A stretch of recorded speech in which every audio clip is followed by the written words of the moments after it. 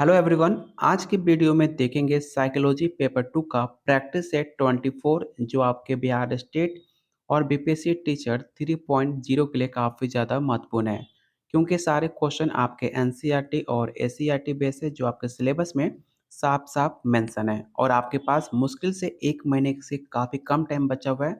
तो आप लोग सीरियस होकर पढ़ाई कीजिए और आप लोग के लिए दिया जा रहा है प्रैक्टिस सेट और थ्योरी सिर्फ 201 रुपया में, जिसमें आपको 1500 प्लस क्वेश्चन आंसर और साथ में व्याख्या सहित दिया जा रहा है। तो लेने के लिए इस नंबर पे आप मुझे व्हाट्सएप कर सकते हैं या इस वीडियो के कमेंट बॉक्स में आप कमेंट कर सकते हैं, क्योंकि बहुत सारे बच्चे ऑलरेडी ले चुके हैं और ये सारे जैसे मैंने अभी आपको बता दिया है कि सारे नोट्स आपके एससीईआरटी और एनसीईआरटी बेस है।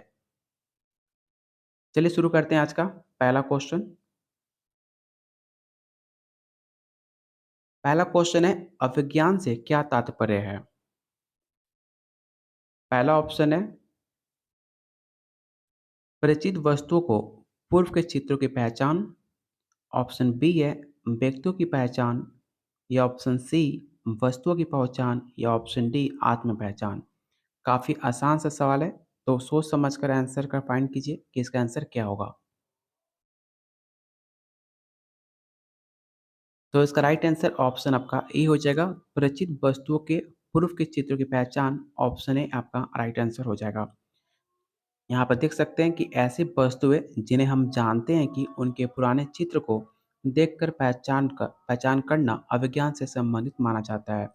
तो इसका राइट आंसर ऑप्शन आपका ए हो जाएगा। अगला क्वेश्चन आपके बताना है कि किस सूत्र का प्रयोग करने पर अभिज्ञान प्राप्तांक प्राप्त होता है। यहाँ पर 4 आपको फार्मूला दिया गया है। आपको बताना है कि किस सूत्र से आपके रिकॉग्नाइजेशन स्कोर जो होता है उसे फाइंड किया जाता है, आपको ये बताना है। ये सवाल आपके डीटेपरेसवी में और यूपी पीजीटी में सवाल पूछा जा चुका है। तो इसका राइट आंसर ऑप्शन बी होगा, W minus R by N one plus N two into 100, जिससे आप फाइंड कर सकते हो रिकॉग्नाइजेशन स्कोर। तो ऑप्शन बी आपका राइट आंसर होगा। क्वेश्चन थर्ड है, निम्नलिखित में कौन सी चिंतन प्रक्रिया वास्तविक चिंतन में शामिल नहीं है? आपको शामिल नहीं है बताना है। पहला ऑप्शन है शौलीन चिंतन, मूल्यांकन चिंतन, निगमांतक चिंतन या ऑप्शन डी आगमनात्मक चिंतन। तो मैंने आपको इंडक्टिव और डिडक्टिव आपको बता चुका हूँ। इवोल्यूटिव थिंकिंग आपको मैंने कई बार बता चुका हूँ और पिछले वीडियो में आपको ऑस्टेटिक थिंकिंग के बारे में बताया गया था। तो इसमें बताना है कि कौन सा वास्तविक चिंतन में शामिल नहीं किया जाता है। तो याद रखिएगा, इसका राइट आंसर ऑप्शन आपका ई हो जाएगा। सौलिन चिंतन आपके वास्तविक चिंतन में शामिल नहीं किया जाता है, क्योंकि सौलिन चिंतन एक प्रकार का काल्पनिक चिंतन है जिसे आप इमेजिन करते हो। जब आप बैठे बैठे या किसी ख्यालों में खो जाना, वो आपका एक इमेजिनेशन थिंकिंग हुआ, वो वास्तविकता उसमें कुछ नहीं होती है। बस आप उसे इमेजिन कर रहे हो, उसे एक काल्पनिक चिंतन के नाम से जानते हैं। तो इसका राइट आंसर ऑप्शन आपका ए हो जाएगा। जैसे कि आपने लिखा हुआ है कि जिसमें व्यक्ति अपना ही कल्पना की दुनिया में खोए रहते हैं। जैसे कि आप बैठे हो, अभी आपका एग्ज़ाम हुआ नहीं है, लेकिन आप बिहार में टीचर बनने का सपना देखने लगते हो। सपना देखो, लेकिन उसके साथ-साथ आपको थोड़ा बहुत मेहनत करने की ज़रूरत है। थोड़ा-सा मेहनत और कर दोगे, आराम से आप बिहार में जो सपना देख रहे हो, वो सपना आपका पूरा हो जाएगा। इसलिए मैं कहता हूँ कि बार-बार आप सिर्फ़ ऑप्शन याद मत करना, डिटेल में पढ़ लो, क्योंकि आपके पास टाइम है। तो साथ में मिलकर अच्छे से पढ़ाई करोगे, आपका पेपर क्वालिफाई हो जाएगा। अगला क्वेश्चन है, निम्नलिखित में कौन-सा तर्कना का एक प्रकार नहीं है? जिसे आप रीज़निंग बोलते हो, रीज़निंग का कौन-सा एक प्रकार नहीं है, आपको ये बताना है। पहला ऑप्शन है एनालॉजिकल रीज़निंग, सदृशीय तर्कना। ऑप्शन बी है क्रिएटिव थिंकिंग या ऑप्शन सी डिडक्टिव रीज़निंग या ऑप्शन डी इवोल्यूशन रीज़निंग। तो याद रखिएगा, आपसे पूछा जा रहा है रीज़निंग, ठीक है? तो रीज़निंग क्या होता है? जिसमें आपका दिमाग लगे, थोड़ा-सा लॉजिकल क्वेश्चन हो। तो निगमन विधि आपका एक रीज़निंग है, डिडक्टिव जिसे रीज़निंग बोलते हो। क्रिएटिव आपके रीज़निंग में आता है, लेकिन आपका जो इवैल्यूएशन है, इवैल्यूएशन मूल्यांकन रीज़निंग आपके रीज़निंग का पार्ट्स नहीं है। इसलिए इसका राइट आंसर ऑप्शन आपका डी होगा। अगला क्वेश्चन है, निम्नलिखित में कौन सृजनात्मक चिंतन में अन्वेषी अवस्था है? Which of the following is the incentive stage of creative thinking का पहला जो चिंतन का पहला जो अवस्था होता है, पहला स्टेज होता है, वो कौन सा है? तैयारी, उद्भवन, प्रदीपन या ऑप्शन डी मूल्यांकन? किसी भी चीज़ में जब आप क्रिएटिव थिंकिंग स्टार्ट करते हो, किसी भी चीज़ में सोचना चालू करते हो, तो सबसे पहले उसमें क्या करना चाहिए, उसका इनिशिएटिव स्टेज क्या होता है, पहला स्टेज क्या होता है, आपको ये फाइंड करना है। तो याद रखिएगा, इसका राइट आंसर ऑप्शन आपका सी हो जाएगा, इल्यूमिनेशन, प्रदीपन, जिस उसके बारे में आप सोचते हो कि कैसे प्लानिंग किया जा सकता है। प्रदीपन को आप प्लानिंग के नाम से भी बोल सकते हो कि प्लानिंग पहले करते हो कि पहले क्या करना है, कैसे करना है, उसमें कौन-कौन सा चीज़ लगेगा, हर चीज़ का तैयारी करना इल्यूमिनेशन कहलाता है, जिसे हिंदी में आप प्रदीपन के नाम से भी जानते हो। तो इसका राइट आंसर ऑप्शन आपका सी हो जाएगा।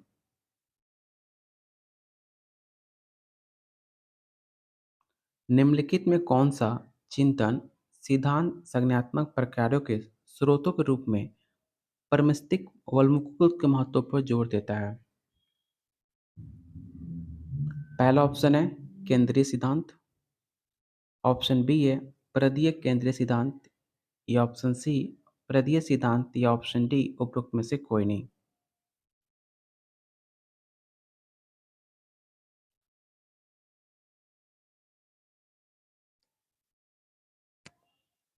तो इसका राइट आंसर ऑप्शन आपका ए हो जाएगा, सेंट्रल थ्योरी, ऑप्शन ए आपका राइट आंसर होगा।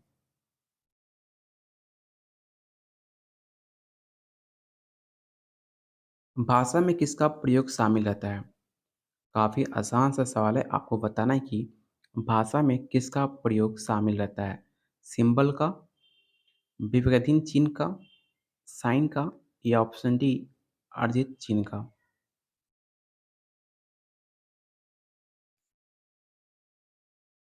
तो भाषा में आपका सिंबल का प्रयोग शामिल रहता है, तो ऑप्शन ए आपका राइट आंसर होगा, और ये सवाल आपके प्रीवियस ईयर क्वेश्चन में पूछा जा चुका है। तो इस क्वेश्चन को याद रखिएगा, फिर से आपके पेपर में सवाल पूछा जा सकता है। अगला क्वेश्चन है, विचार अवधारणाओं से सहमति असहमति का प्रत्यक्षण किसने कहा था? आपके एग्जाम में स्टेटमेंट से 4 से 5 सवाल हमेशा पूछे जाते हैं। ये भी सवाल आपके स्टेटमेंट से है। आपको बताना है कि किसका स्टेटमेंट था, विचार अवधारणाओं से सहमति असहमति का प्रत्यक्षण है। ये किसने कहा था? जे लॉक ने, बर्टन ने, कोफका ने, या ऑप्शन डी टीचनर ने?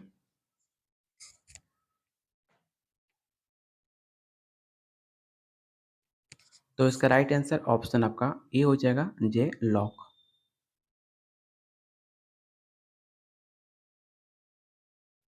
अगला क्वेश्चन काफ़ी आसान सा सवाल है, आपको बताना है कि दिवा स्वप्न किसका एक प्रकार है? मतलब डे ड्रीमिंग, जो आप दिन में सपना देखते हो बैठे बैठे। बहुत लोग दिन में सो का सपना नहीं देखते हैं, बैठे बैठे सपना देखने लगते हैं। तो आपको बताना है कि जो आप दिन में सपना देखते हो किसका एक प्रकार है? मूल्यांकन चिंतन का, निगमन चिंतन का, सोलिन चिंतन का, या ऑप्शन डी आगमन चिंतन का?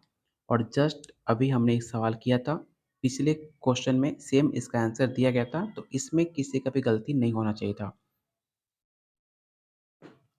तो इसका राइट आंसर ऑप्शन सी हो जाएगा। जस्ट मैंने आपको बताया था, ऐसे सपने जो आप दिन में बैठे-बैठे देखते हो, या आप कुछ भी सपना कहीं से कहीं पहुँच जाते हो, कहीं किसी को पास आपने बुला लेते हो, ये सब कुछ आपका डे ड्रीमिंग है, जो आपके सोलिन चिंतन के अंदर आता है। तो ऑप्शन इसका सी राइट आंसर होगा।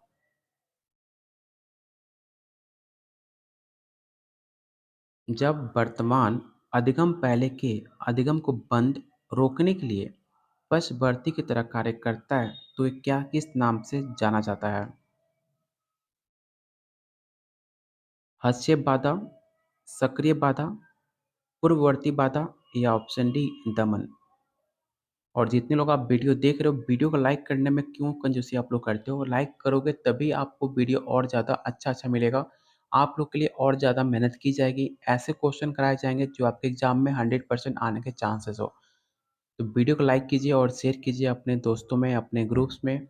जो भी आपकी साइकोलॉजी की तैयारी कर रहे हैं, वो सारे ग्रुप्स में वीडियो को शेयर कीजिए, जिससे मुझे भी मोटिवेशन मिले आप लोग के लिए और ज़्यादा इम्पोर्टेंट क्वेश्चन लाने का। तो इसका राइट आंसर ऑप्शन आपका सी हो जाएगा।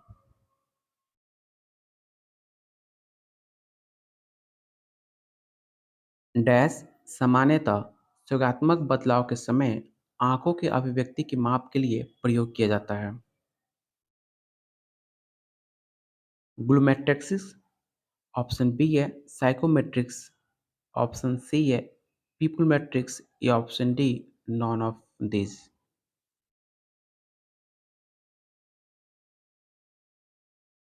तो इसका राइट आंसर ऑप्शन आपका सी हो जाएगा। इसे आप जरूर याद रखिएगा, आपके एग्जाम में सवाल पूछा जा चुका है।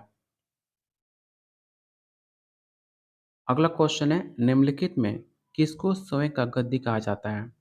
मतलब आपको बताना है कि किसको इमोशन का गद्दी कहा जाता है?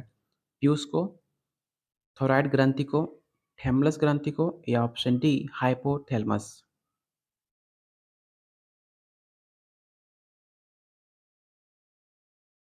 तो याद रखिएगा, जो आपके इमोशन को कंट्रोल करता है, जो आपके इमोशन पे हावी रहता है, उसको हम हाइपोथैलेमस के नाम से जानते हैं। तो ऑप्शन इसका डी राइट आंसर होगा। और आज के जितने भी क्वेश्चन हैं, सब क्वेश्चन आपके एग्जाम के पूछे हुए सवाल है। कोई भी ऐसा क्वेश्चन नहीं है जो आपके एग्जाम में ना आया हो।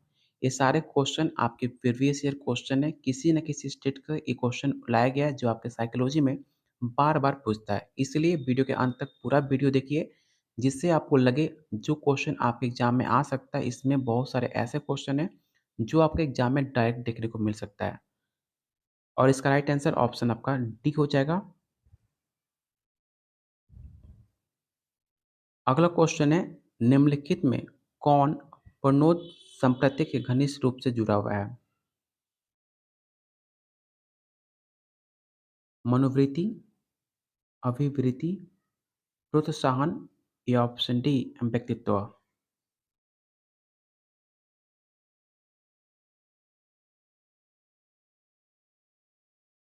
तो इसका राइट आंसर ऑप्शन आपका सी हो जाएगा। इंसेटिव स्टिमुलस जो होता है आपके घनिष्ठ रूप से जुड़ा होता है आपके प्रणोद से। ऑप्शन इसका सी राइट आंसर हो जाएगा।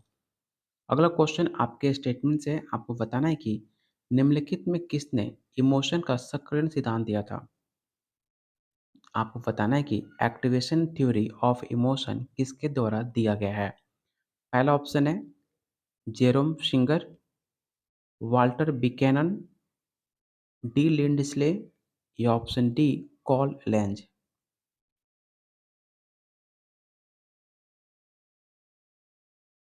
काफ़ी इम्पोर्टेंट थ्योरी है। आपने सेकेंड ईयर में आपको पढ़ाया जाता है एक्टिवेशन थ्योरी ऑफ इमोशन, जो आपके डी लिंडस्ले ने दिया था। तो ऑप्शन इसका सी राइट आंसर हो जाएगा। यहाँ पर देख सकते हैं कि डी लिंडस्ले ने स्वयं का सक्रियण सिद्धांत का प्रतिपादन किया।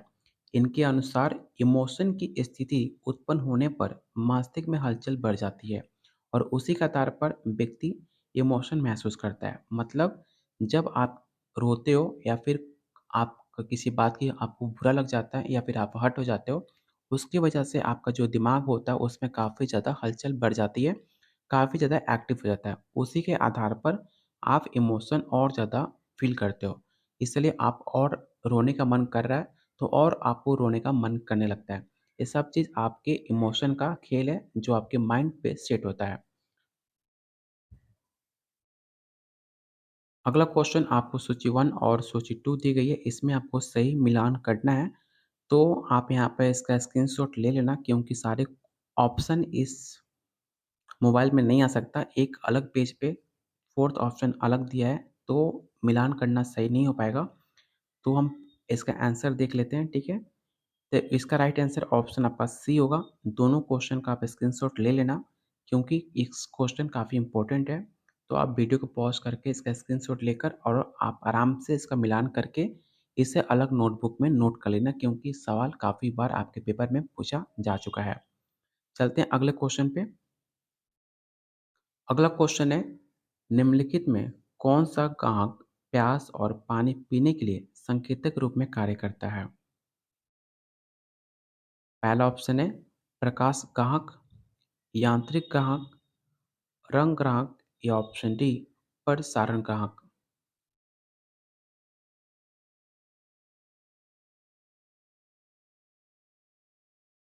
तो इसका राइट आंसर ऑप्शन आपका डी हो जाएगा पर सागांक, ऑप्शन डी आपका राइट आंसर होगा। अगला क्वेश्चन आपके एग्जाम में पूछा जा चुका है कि NaCH पद का अभिप्रेरण के संदर्भ में क्या अर्थ है? पहला ऑप्शन है नकारात्मक उपलब्धि, ऑप्शन बी है कोई उपलब्धि नहीं है, उपलब्धि की आवश्यकता, या option D need of motivation. ये सवाल आपके यूपी में, आपके बीपीएससी में, आपके DSSB में ये सवाल पूछा जा चुका है। तो इस क्वेश्चन को याद रखिएगा कि NaCH का मोटिवेशन जो होता है आपके नीड ऑफ अचीवमेंट कहा जाता है। तो इसका राइट आंसर ऑप्शन आपका सी हो जाएगा।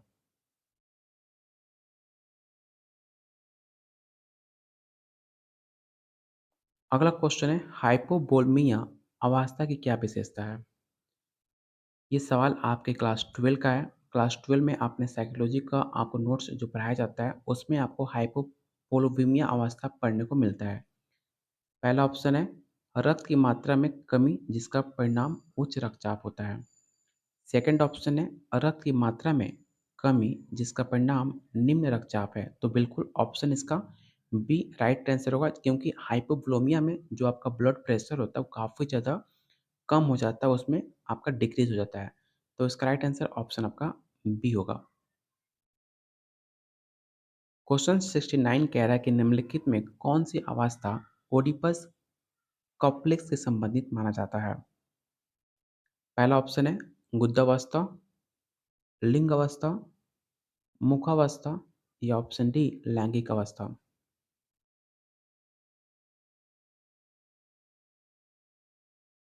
तो इसका राइट आंसर ऑप्शन आपका बी हो जाएगा, फैलिक स्टेज। लिंग को फैलिक नाम से भी जानते हैं, लिंग को सेक्स भी लिखते हैं, ठीक है। और इसका जो फैरज वर्ड होता है वो आपका फैलिक होता है। तो इस याद रखिएगा फैलिक शब्द भी आपके लिंग को डिनोट करता है। ऐसा होता है कि फैलिक स्टेज कहीं कहीं लिख देता है और आप उसमें कंफ्यूज हो सकते हो। तो याद रखिएगा जो आपका सेक्स जो आपका ऑर्गेनिक टर्म होता है वो फैलिक वर्ड में भी लिखा जाता है। तो इसका राइट आंसर ऑप्शन आपका बी होगा। अगला काफ़ी फेमस बुक है एस्केप फ्रॉम फ्रीडम। आपको बताना है कि एस्केप फ्रॉम फ्रीडम किसके द्वारा पुस्तक लिखी गई थी। काफ़ी ज़्यादा साइकोलॉजी का फेमस बुक है। अगर आपने बुक नहीं पढ़ी है तो एक बार आप गूगल कीजिएगा एस्केप फ्रॉम फ्रीडम। जो आपके बहुत सारे ऐसी बातें उसमें लिखी गई हैं जिस पे आप खुद की आपके लाइफ को, पर्सनल लाइफ जैसे आपका सोच है उस सोच को अलग कर सकता है, उसे अलग आप विकसित कर सकता है। क्योंकि इसमें बहुत सारे ऐसी चीज़ें बताई गई हैं जो आपकी लाइफ को चेंज कर सकता है, आपकी सोच को बदल सकता है, आपकी थिंकिंग बदल सकती है। तो एक बार गूगल ज़रूर कीजिएगा एस्केप फ्रॉम फ्रीडम। आपको बताना है कि किसके द्वारा ये पुस्तक लिखी गई है और काफ़ी फेमस राइटर हैं आपके एरिक फ्रॉम। तो याद रखिएगा एरिक फ्रॉम द्वारा एस्केप फ्रॉम फ्रीडम पुस्तक लिखी गई थी। ये सवाल आपके DSSB में पूछा जा चुका है। हो सकता है सवाल आपके बीपीएससी टीचर 3.0 में पूछ ले। तो इसका राइट आंसर ऑप्शन आपका सी होगा। अगला क्वेश्चन है रोसब परीक्षण में कुल कितने कार्ड होते हैं? ये सवाल आपका बीपीएससी का पूछा हुआ सवाल है। तो आपको बताना है कि रोसब परीक्षण मैंने आपको स्टार्टिंग में जब साइकोलॉजी का फर्स्ट या सेकंड प्रैक्टिस सेट मैंने स्टार्ट किया था, तो मैंने आपको बताया था रोसब परीक्षण के बारे में और उसमें कितने कार्ड होते हैं मैंने आपको ये भी बताया था। तो याद कीजिए कि रोसब परीक्षण में कुल कितने कार्ड होते हैं? 15, 30, 10, या option D none of the above.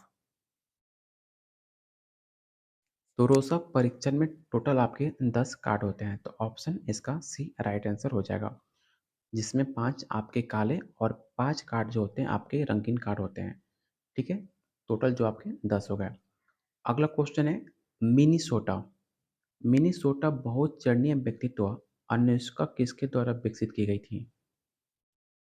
Specially आपसे पूछा जा रहा है कि जो आपकी पर्सनैलिटी जो है मल्टी देखो हर इंसान के अंदर एक अलग बहुत सारे पर्सनैलिटी होते हैं।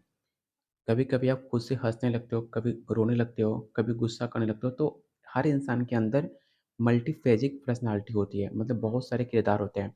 ऐसे एक मूवी आई थी, मुझे नाम याद नहीं आ रहा साउथ की कौन-सी मूवी थी, जिसमें 3 करैक्टर होते हैं। आपराजित मूवी था, ठीक है? आपराजित मूवी में एक इंसान के अंदर 3 पर्सनैलिटी था, जो अलग-अलग टाइम पे उसके अंदर मतलब उभर के निकलता था। एक इंसान में 3 इंसान उसमें रहते थे, 3 तरह का उसका किरदार था। तो उसे हम कहते हैं मल्टी डायमेंशनल पर्सनैलिटी, ठीक है? तो उसको बताना है कि किसके द्वारा विकसित की गई थी, आपको ये बताना है। पहला ऑप्शन है हैथवे, मलिक और जोशी, रोजेक बिग या ऑप्शन डी बंडूरा और वाल्टर्स। तो बहुत लोग इसका right answer D tick out करते हैं बंडूरा, क्योंकि बंडूरा ने मल्टी डायमेंशनल थिंकिंग के बारे में बताई थी।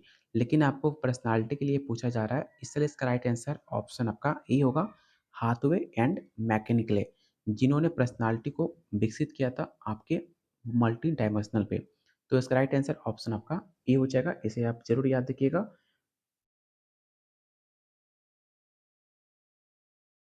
आज मैंने अप्रॉक्स आपको 25 क्वेश्चन मैंने आपको करा दिए। आपको बताना है कि आउट ऑफ 25 आपने कितने क्वेश्चन सही करे।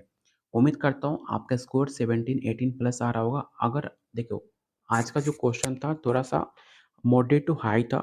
मैं जानता हूँ कि इसमें आपको प्रॉब्लम हुई होगी क्वेश्चन को बनाने में, और बहुत सारे ऐसे क्वेश्चन होंगे जो आपने पहली बार देखा होगा। लेकिन आपका साइकोलॉजी ऐसा क्वेश्चन है, आप आसान क्वेश्चन उम्मीद नहीं कर सकते हो। मैक्सिमम ये क्वेश्चन आपके बीपीएससी लेवल के थे, और आपको स्टेट और बीपीएससी साथ में लेकर चलना है, क्योंकि आपको बहुत जल्द आपका पेपर होने वाला है। तो इसमें आपको स्टेट और बीपीएससी दोनों क्वेश्चन मिक्स मिलेंगे। पहले के प्रैक्टिस सेट में आपको आसान क्वेश्चन कराए गए थे, अभी आपको थोड़ा सा मॉडरेट टू हाई कराया जा रहा है, क्यों मैं चाहता हूँ कि आप हर तरीके से आप तैयार रहो, चाहे क्वेश्चन ईजी आए, चाहे मॉडरेट आए, चाहे हाई आए। हर तरह से आप तैयार रहोगे तभी जाकर आपका पेपर क्वालिफ़ाई होगा।